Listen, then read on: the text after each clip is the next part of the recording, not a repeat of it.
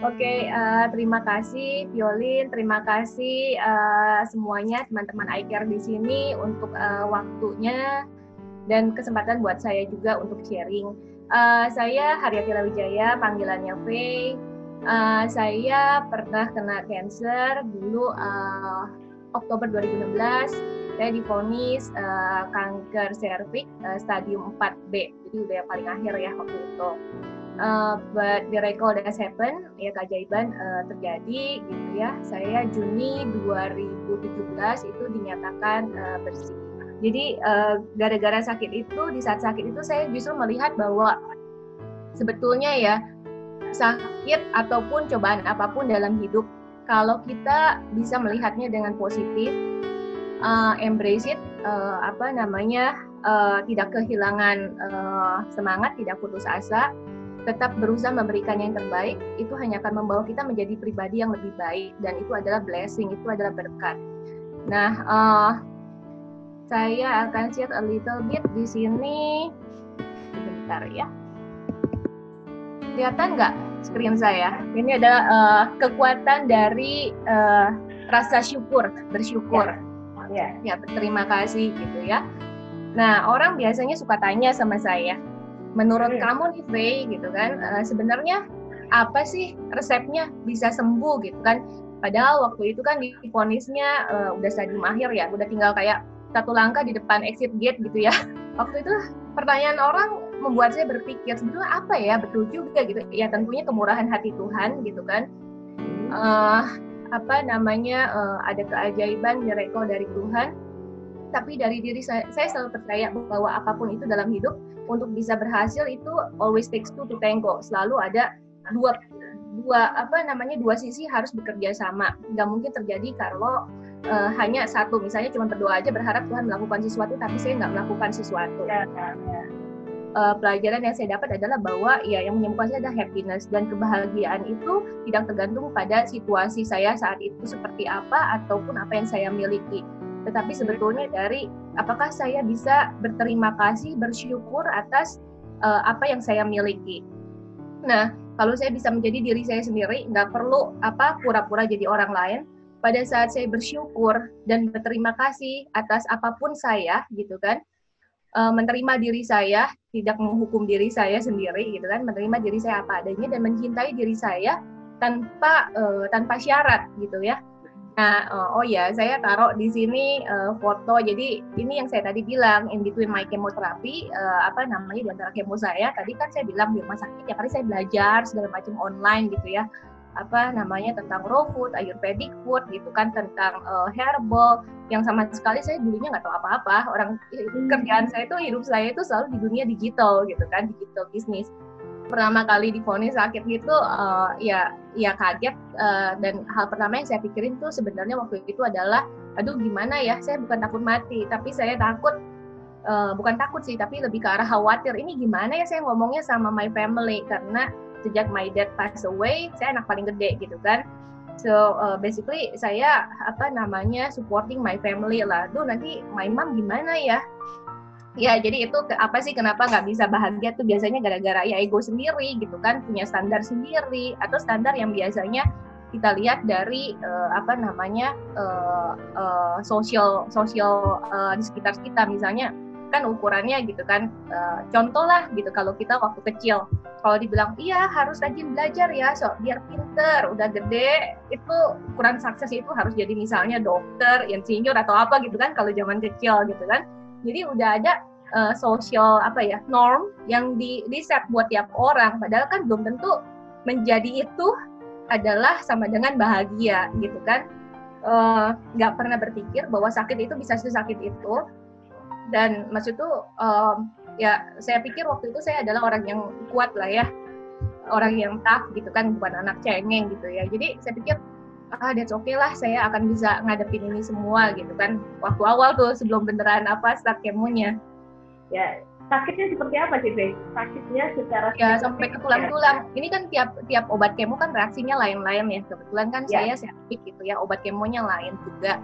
Kalau saya sih sakitnya sampai ke tulang-tulang gitu kan, dan ya sebadan-badan lah ya, terus mual, muntah gitu kan, nggak bisa makan gitu kan. saya masih ingat sih waktu hari abis kemo, saya kemonya kebetulan malam Natal itu Desember di China. Terus besok-besokannya, waduh saya nggak bisa jalan, mau gerakin badan aja susah banget. Itu saya pertama kali melihat bahwa mental saya itu jatuh, mental saya down. Dan saat itu saya berpikir malam itu, waduh nggak bisa nih, ini adalah hal terakhir yang saya perlukan nih, yang namanya mental down ini untuk ngadepin sakit ini. Walaupun saya tetap selalu bilang bahwa I have the cancer but it doesn't have me. Maksud tuh saya sakit cancer tapi cancer nggak memiliki saya, nggak ngatur saya, nggak kontrol saya. Tetap aja saya tahu itu bohong. Karena kenyataannya saya nggak bisa ngapa-ngapain gitu kan. Ya, jadi jujur sama diri sendiri, observe, ternyata saya down, dan ya udah jujur emang saat itu mental saya lagi down. Terus saya mikir tuh semalaman apa ya yang harus dilakuin supaya mental saya balik lagi gitu kan. Itu penting. Kenapa? Itu penting tuh, bagian penting tuh ketika kita down, ketika kita itu apa yang harus kita lakukan. Betul. Mental down adalah wajar, kita kan manusia lah ya. Punya perasaan. Betul. Ya, yang penting jangan sampai berlarut-larut membiarkan mentalnya down dan mengalahkan kita gitu kan. Jadi ya udah, saya pikir ya udah oke deh, mental gue down nih, tapi harus ngapain ya biar mental saya balik lagi gitu kan. Nah, saya mikir tuh semalaman, terus saya pikir oh ya, saya orangnya kan suka, ya waktu itu kan masih awal-awal nih, masih sangat kompetitif seperti sebelumnya. Iya, saya kan suka olahraga, saya mau tetap olahraga, mau pergi keluar, itu di China tuh, saya di Guangzhou waktu itu, musim dingin pula kan, Desember. Besok paginya waktu dokter datang, saya bilang, dokter saya mau keluar, mau jalan ke gunung, karena di belakangnya ada Bayun Mountain. Udah gitu, iya saya bilang, saya mau jalan sebentar aja, nanti balik lagi. Dia dimarahin lah ya, kamu itu nggak punya immune system, nol katanya, zero. Udah diem aja, jalan aja susah katanya, dan di luar lagi dingin banget udaranya gitu kan. Ya udah, dokternya pergi, ya saya mikir lagi, enggak, saya lebih tahu diri saya daripada dokter. Nah itu tuh keras kepala saya dulu, persistennya saya. Akhirnya saya ganti baju gitu ya, saya waktu itu masih di lantai 3, saya ingat saya ngendap-ngendap tuh lewat exit share tangga darurat. Jadi pada saat itu saya baru ngerasain bahwa ya selama ini saya take things for granted, ternyata susah ya, nggak semua orang dapetin that privilege, bisa jalan, bisa lari, sehat kayak gitu kan. So saya tahu bahwa pada saat saya misalnya beraktivitas gitu ya, itu adalah satu hal yang sebetulnya menyemangati saya sendiri. Saya sampai bilang, dokter nggak lihat nih, saya kelihatan lebih baik gitu kan, I feel much better gitu kan. Yes, karena aku udah bergerak gitu kan ya, ya mungkin peredaran darahnya gimana gitu kan lebih baik. Tapi at the same time gitu ya, saya feel much better karena saya tahu mentally bahwa sesusah apapun nih, sesakit apapun gitu ya, saya akan bisa mengatasinya. Bukan saya ada cancer, bukan artinya saya akan dikendalikan oleh cancer. It's okay. Cancer hanya salah satu bagian dari saya waktu itu. And it's okay. Dan itu bukan tentang bahwa apakah saya akan hidup atau mati gara-gara si cancer gitu ya, tapi lebih ke arah yang tadi saya bilang gitu kan, bahwa saya yakin selama saya dikasih kesempatan bernafas, saya nggak akan hidup kayak orang-orangan gitu kan. Maksudnya saya tetap bisa activity gitu kan, yang tadi saya bilang, karena saya percaya buat saya hidup itu bukan soal bernafas. Kalau bernafasnya, well, nggak ada yang bisa tahu, nggak ada yang bisa stop, hanya Tuhan kan yang tahu. Ya itu akhirnya saya tiap hari jalan keluar sejam. Kalau misalnya udaranya lagi jelek, saya naik turun tangga darurat. Dari yang sejam saya bisa 3 jam, dan saya bisa benar-benar sampein naik ke gunungnya tuh sendiri, sampai akhirnya lama-lama saya bisa jogging sendiri. Jadi iya, dan itu membuat saya semakin kayak ngerasa oh it's okay. Ini kayak misalnya nih di lift rumah sakit gitu ya, kan udah tahu nih dokter udah izinin sekarang. Terus udah gitu di lift rumah sakit suka banyak keluarga pasien lain kan. Terus ngeliatin saya udah botak-botak gitu kan, pakai gelang rumah sakit, tapi pakai baju training, sepatu lari, terus tiap hari suka ketemu gitu kan. Ada yang nggak tahan nanya sama saya, kamu pasien bukan? Saya waktu itu bilang, saya lagi liburan. Karena saya pikir iya ya, selama hidup saya itu saya kerja kayak tikus gitu loh, lari terus gitu ya, makin lama makin cepet, saya nggak pernah istirahat gitu kan. dan the real istirahat itu pada saat saya sakit itu. Jadi saya bilang surrender tadi yang saya bilang tentang ya udah berserah aja sama Tuhan, percaya aja gitu kan ya. Ya udah letting go aja, maksudnya kalau kita mau A tapi ternyata kejadiannya B, ya udah nggak apa-apa lah gitu kan, pasti B ini akan bawa saya ke suatu tempat yang lebih baik gitu kan. Nah, ngomongin letting go tadi gitu ya, artinya kan yang saya bilang tadi, ya udah pasti ada yang lebih baik buat saya, itu kan ngomongin faith ya, ngomongin percaya gitu. Ya.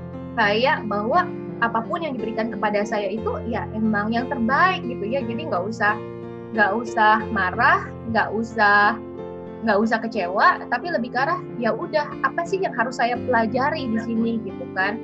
Nah, buat saya faith itu adalah percaya gitu kan, dan juga respect menghargai bahwa apapun yang terjadi itu atau waktu itu bagaimanapun gitu ya, ya udah semuanya yang terbaik gitu kan. Dan saya percaya itu, dan termasuk juga percaya sama diri sendiri. Yang mengalahkan kita itu bukan penyakitnya sendiri kebanyakan, tapi gara-gara udah kehilangan harapan. Contoh waktu itu, ini betulan tuh di rumah sakit. Waktu itu saya nggak sengaja ketemu orang, keluarganya pasien. Gara-gara saya suka sering pergi ke gunung itu ya, yang tiap hari saya suatu hari bump up sama orang di luar, orangnya dari Malaysia. Dia tanya sama saya, kamu pasien? Saya masih bercanda-bercanda, dan beneran sih sebenarnya, saya bilang saya lagi liburan. Terus dia beneran tanya sama saya, kamu pasien? Saya beneran mau tanya, katanya. Oh iya, saya lagi treatment di sini. Dia tanya saya lah, kalau boleh tahu, katanya sakit apa, bagaimana? Ya saya jelasin lah, saya 4B, lalala. Terus dia bilang, oh adiknya sakit kanker payudara, stage-nya 1B. Tapi adiknya udah gak mau makan, udah berasa kayak besok itu udah bakalan meninggal gitu loh. Jadi ngapain sekarang do something, nanti juga percuma, hilang gitu kan. Dan itu betulan kondisi dia semakin lama semakin turun gitu kan. Jadi kalau saya lihat di situ ya tadi harapan gitu. Begitu orang hilang harapan, ngerasanya ya percuma kalau saya melakukan terbaik hari ini, besok juga hilang. Jadi saya waktu itu bilang, saya pergi juga untuk menyemangati yang lain bahwa selalu ada harapan, karena yang lain selalu bilang bahwa kalau udah kemo, udah macam-macam nih treatmentnya cancer, itu badan udah rusak, udah nggak akan bisa lagi punya harapan untuk hidup dengan 100% alive kayak dulu gitu loh. Dan saya menolak untuk percaya itu. Saya selalu bilang, saya selalu percaya bahwa iya tentu tubuh yang sehat akan membantu kita, tapi kita itu bukan hanya tubuh kita. Saya selalu believe bahwa there's bigger us, ada kita yang lebih besar di dalam kita sendiri. There's bigger us inside us yang akan selalu help us to win any battle that we need to win. Yang ada kita yang lebih besar di dalam diri kita yang akan bisa membantu kita untuk memenangkan setiap battle, perang yang harus kita menangkan gitu kan. Jadi kalau badannya sakit ya nggak apa-apa, tapi jangan patah semangat gitu kan. Nah tadi kan ngomongin faith gitu ya, tapi juga ada kok bisa tetap percaya gitu, karena kayak misalnya nih waktu kemo, hari ini habis kemo pertama, kelihatan lebih baik resultnya, yay happy gitu kan. Next day gitu kan, next cycle kemo, habis kemo kedua kok hasilnya jadi jelek, makin jelek gitu kan. Sedih banget, kayaknya putus asa gitu kan, seolah-olah kayak apa sih ini, kayak yoyo perasaan kita gitu kan.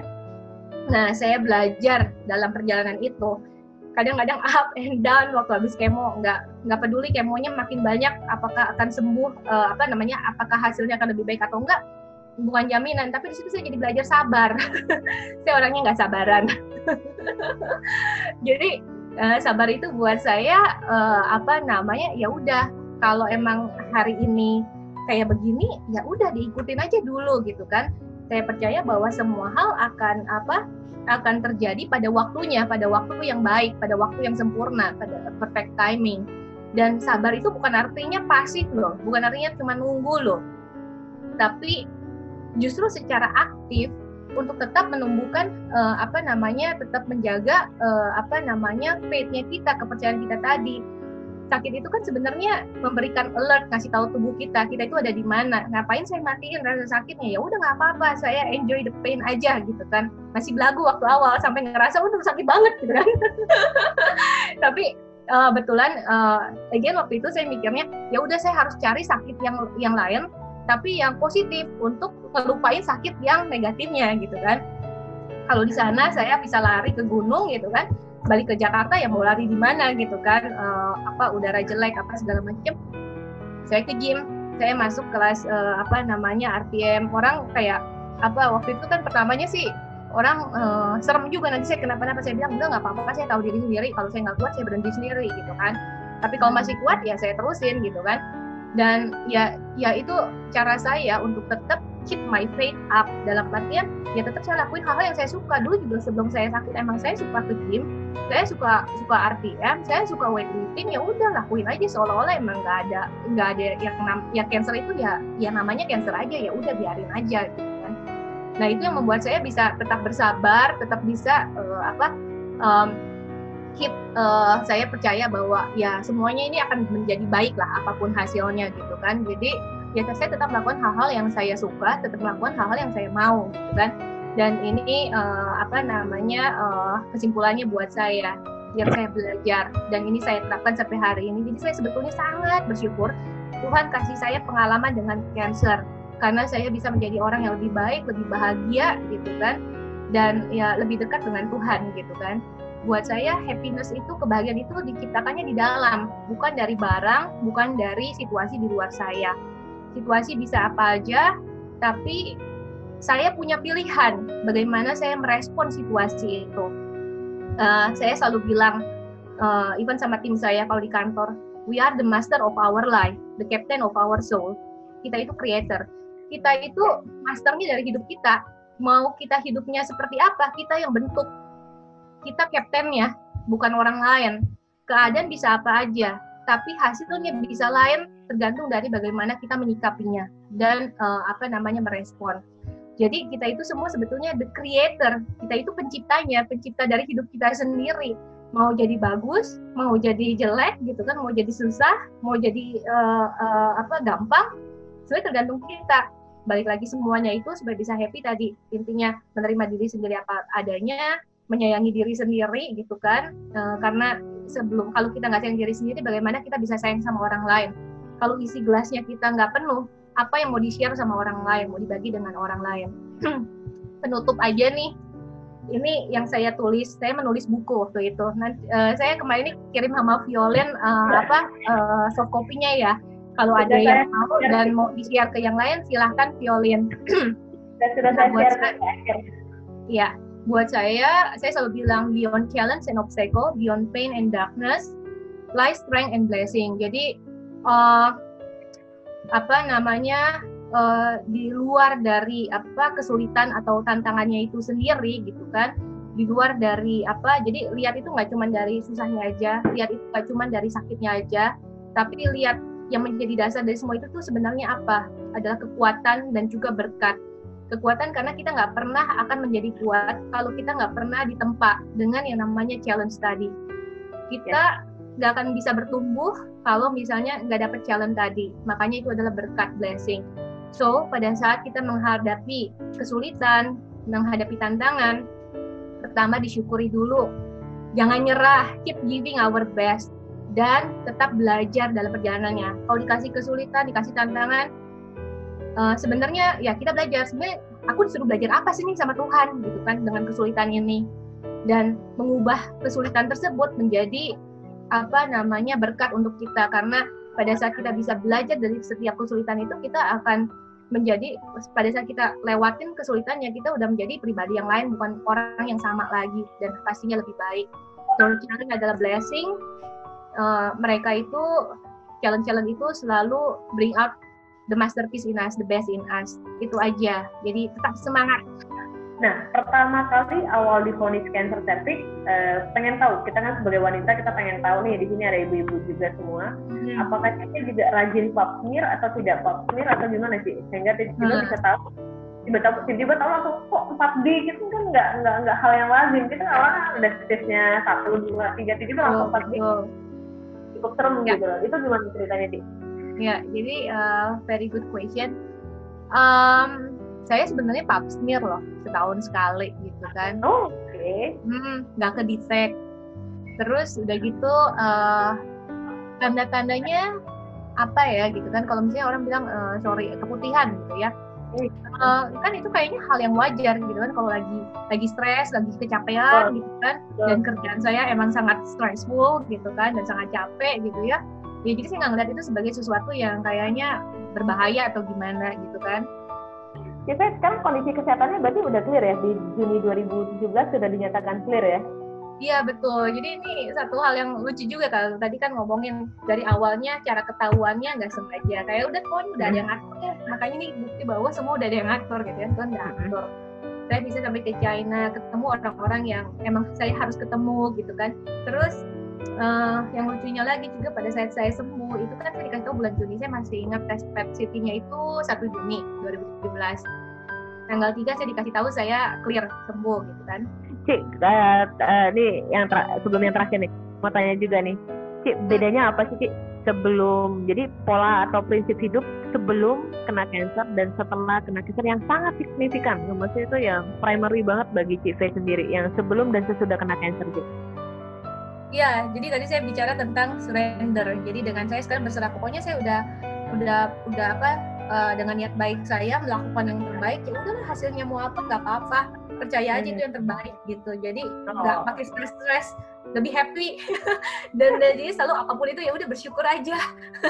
Berarti itu yang signifikan berubah banget ya dari sebelum cancer sama kalau sebelum cancer kan maksudnya top oriented lah, result oriented segala macam. Iya betul gitu kan, kalau A harus A gitu kan, kalau nggak kejadian waduh gitu.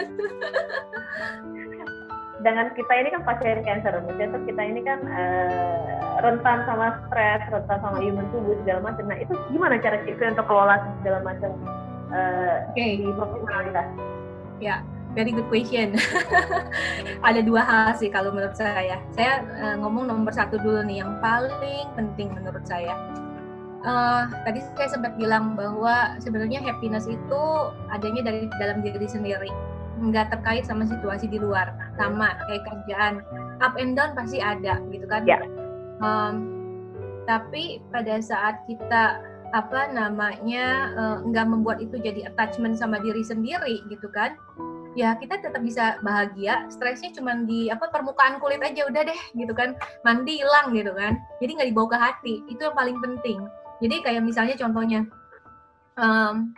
kan kadang kebanyakan orang, termasuk saya sendiri waktu itu, dan saya juga tetap belajar hingga hari ini, misal nih dulu pernah sakit hati sama siapa, dibawa-bawa terus sampai hari ini gitu kan, dan selalu bilang ya susah, soalnya dulu kayaknya jahat banget misalnya gitu kan.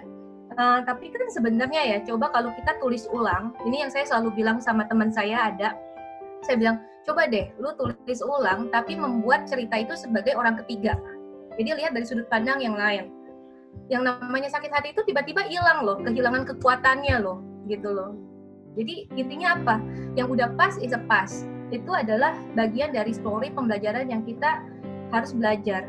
Dan saya suka bilang, dan ini yang saya realize juga dalam pada saat saya sakit itu, sebetulnya orang yang memberikan quote unquote ya, orang yang membawa misalnya sakit hati, sebenarnya yang sakit hati itu ya kita yang bertanggung jawab, karena kan orang bisa aja nampar kita, tapi kalau kitanya biasa aja mah ya nggak akan jadi sakit juga, ya lewat aja gitu kan.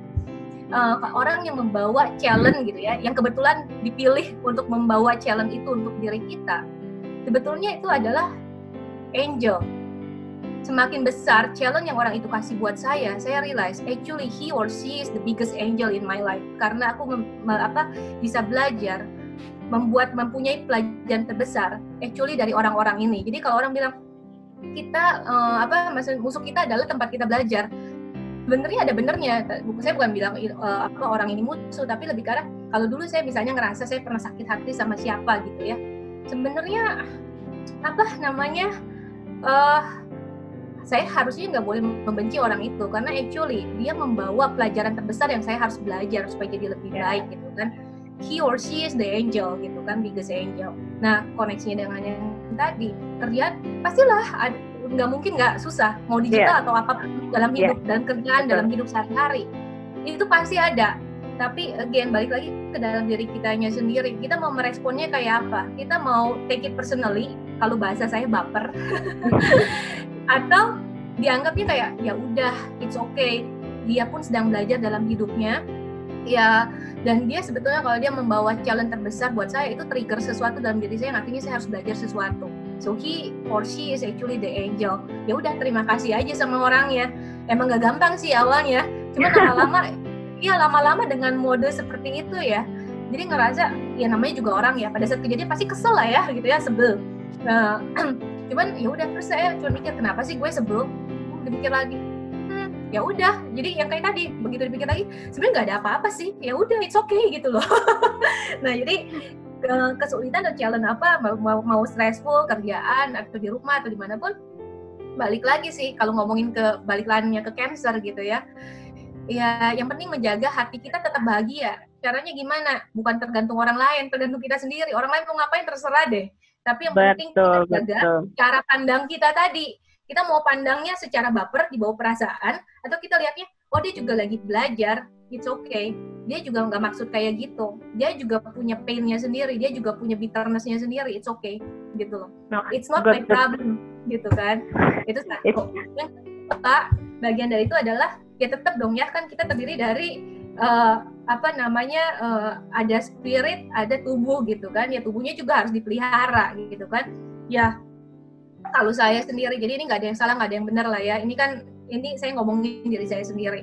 Kalau saya memilih akhirnya menjadi, ya udah saya nggak mau makan daging karena saya baca bahwa ternyata daging merah itu karsinogen. Atau saya nggak mau makan gula gitu kan, karena ya itu feeding the cancer gitu ya.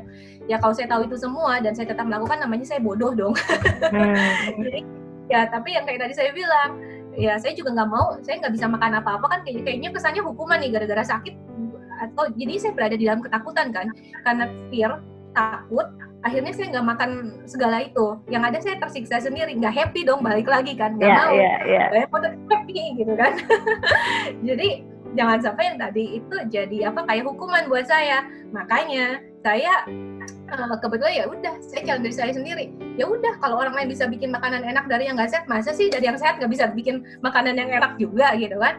Ya udah, saya bikin sendiri. Jadi saya sekarang suka bikin resipi sendiri. Ada di Instagram saya kalau mau. Saya sampai punya certification loh untuk raw food dan juga untuk Ayurvedic gitu kan. Ayurvedic itu dari India kuno, di mana dia menggunakan herbs dan makanan itu sebagai obat. Jadi food is medicine, jadi nggak cari obat-obatan kimia, tapi ambil dari makanan yang kita makan itu bisa jadi obat buat diri kita sendiri, asal kita ngerti caranya gitu kan.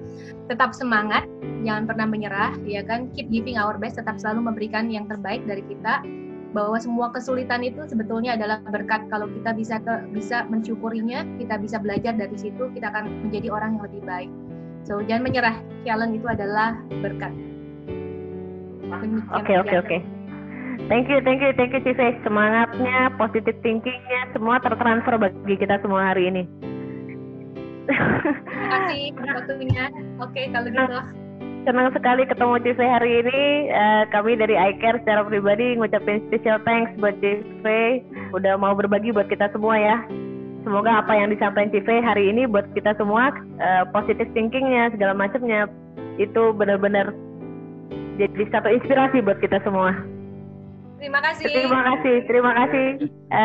Kita bisa ketemu di lain kesempatan lagi, Ci. Ya, thank you, Violin. Bye-bye, Ci. Thank you.